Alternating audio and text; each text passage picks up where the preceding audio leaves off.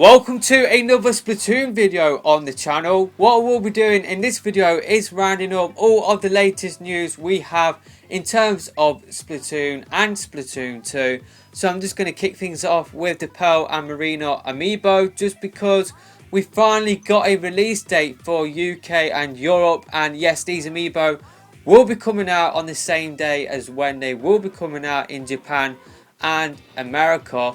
They will be coming out on the 13th of July. I'm not sure why it has taken Nintendo of Europe and Nintendo UK like an extra couple of weeks to confirm this detail. They could have easily confirmed this when it did get confirmed for America, and this got confirmed for America shortly after the recent direct. So yeah, I'm not sure why it took them an extra couple of weeks, but it's nice that the Amiibo will be coming out on the same day everywhere. GDC is happening right now. This is a conference for game developers, and the lead producer behind Splatoon and Splatoon 2, Nagame, he has attended GDC and he has given us some interesting details about Splatoon and how the IP originated. And we also got some interesting details about Splatoon 2. So what we'll be doing now is rounding up those details. So when Splatoon was coming out for the Wii U in 2015, we had a Iwata Ask interview,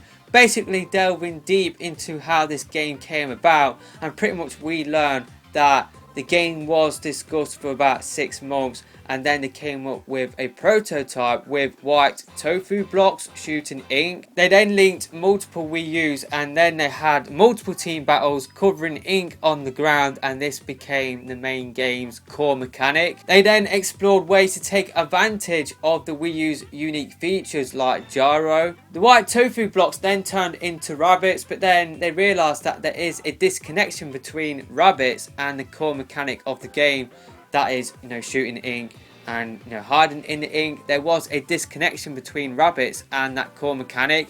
Why would rabbits shoot ink and hide in it? And that is how we got squids and the inklings. And pretty much at GDC we got some images of the tofu blocks and the rabbits and the original design for the inklings, and yeah, it's just cool to see. I do believe these designs were featured in the Splatoon art books that have been released. Currently the second one is only released in Japan. I don't think it has made its way over to the West yet, but I do believe we had these designs in the original Splatoon art book. I could be wrong on that, but I just thought I would share it with you just because it is interesting to look at. And pretty much we could have been playing with rabbits if they did change the core mechanic of the game instead of inklings. And yeah, the original inkling designs, they look really weird as well. So yeah, it's cool how we get to see the process of how Splatoon came about. So we got some interesting details and facts about Splatoon 2, and Splatoon 2 is really active on weekends. That is when it is most popular, which isn't surprising just because that is when people are off school and work usually. Like most of the time people are off then, so it would make sense for the game to be more active at the weekends. Normal weekday population is good, but this is significantly improved throughout the summer break, which again, it's not really that surprising just because people are off school. That is when people have the most amount of time to play Splatoon 2, so yeah, it's not really that surprising at all. The game took a dip when Super Mario Odyssey came out. I stopped playing the game around about then as well, just because I was playing Doom and LA Noire. And yeah, it's not surprising when you got other games come out that Splatoon 2's population does take a little bit of a dip. So that doesn't really surprise me, just because Super Mario Odyssey, it is really popular.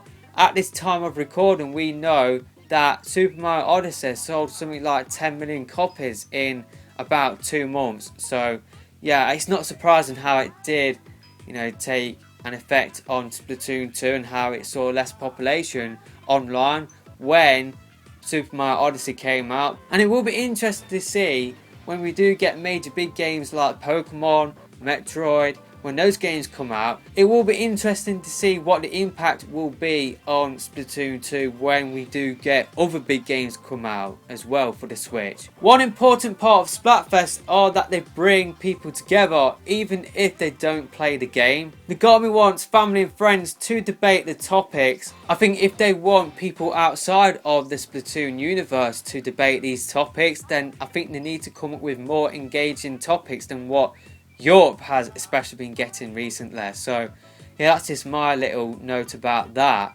Here's an interesting fact: Splatoon 2 began development during the update period for the first game. Splatoon 2 was in the works before the Switch was announced, so this could be late 2015, 2016, like before October 2016, just because that is when the Switch got officially announced in that short trailer. So in that time period in 2016, I made a video speculating about Splatoon 2 actually coming out for the NX, now known as the Switch, in 2017. I said maybe because Splatfest had finished then, that is when, you know, a lot of the team moved over to developing the game, and it does sound like that could be the case. I made a point in that video that maybe they moved a lot of the people over to developing Splatoon 2 and had a small team like releasing balance updates and releasing new weapons, and it does sound like that is the case. So pretty much Splatoon 2 was in development when Splatoon 1 had updates, so that could be 2015, 2016. That could be a reason why stuff like the single player feels like the Splatoon 1 single player, and why we don't have features like offline multiplayer, split screen multiplayer, just because Splatoon 2 has been in development for the same amount of time as Splatoon 1. That's what it sounds like to me.